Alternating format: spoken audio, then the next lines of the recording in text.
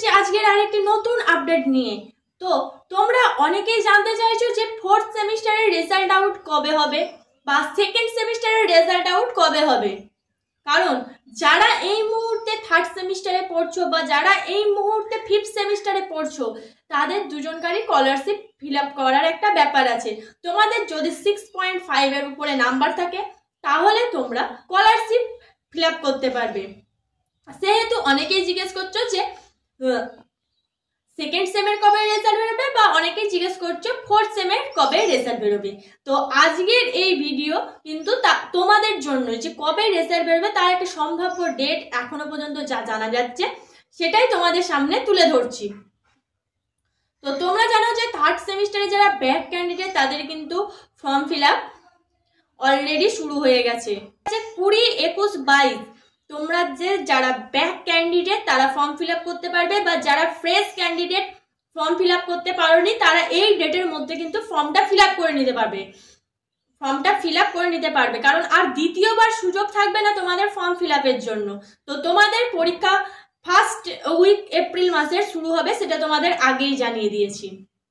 আর এখানে বলে রাখি যারা থার্ড সেমিস্টারে পড়ছো তাদের পরীক্ষাটা কবে শুরু হতে পারে। তো থার্ড সেমিস্টারে যারা পড়ছো তাদের পরীক্ষা এপ্রিল মাসের লাস্ট উইক নাগাদ শুরু হবে। কারণ ফার্স্ট সেমের পরীক্ষা মিটবে, তারপরে তাদের ফর্ম ফিল আপ, অ্যাডমিট আসা, routine set up, seat set up এসব করতে গিয়ে কিন্তু অনেকটা টাইম লাগে। সেহেতু এপ্রিল মাসের লাস্ট উইকে কিন্তু যারা এই মুহূর্তে থার্ড সেমিস্টারে পড়ছো তাদের কিন্তু এক্সাম হবে। তো এবার আসি যে ফোর্থ সেমিস্টারের রেজাল্ট কবে বেরোবে। তো 2023 সালের যারা ব্যাচ তাদের 2024-এর রেজাল্ট বেরিয়েছিল ফেব্রুয়ারি মাসের লাস্ট উইকে, অর্থাৎ 2023-এর ব্যাচের ফেব্রুয়ারি মাসের লাস্ট উইকে কিন্তু রেজাল্ট বেরিয়ে গিয়েছিল ফোর্থ সেমে। এবার 2024-এর যারা ব্যাচ তাদের এখনো পর্যন্ত রেজাল্ট বেরোয়নি। তো 2024-এ এখনো পর্যন্ত যে জানা যাচ্ছে তাদের যে পরীক্ষা হয়েছিল তার রেজাল্ট কিন্তু এপ্রিল মাস নাগাদ বেরোবে। তো এপ্রিল মাসে কবে বেরোবে সেটা এখনো পর্যন্ত জানা যায়নি। তো এপ্রিল মাসে তোমাদের রেজাল্ট প্রকাশিত হয়ে যাবে। তো যখনই রেজাল্ট নিয়ে কোনো আপডেট আসবে, তোমাদের কবে রেজাল্ট প্রকাশিত হচ্ছে, যখনই জানা যাবে রেজাল্ট প্রকাশিত হয়ে গেছে তখনই কিন্তু আমরা তোমাদেরকে জানিয়ে দেবো যাতে তোমরা তোমাদের রেজাল্ট দেখে নিতে পারো। এবার আসি যে যারা থার্ড সেমিস্টারে পড়ছো এবং জিজ্ঞেস করছো যে তোমাদের রেজাল্ট কবে বেরোবে।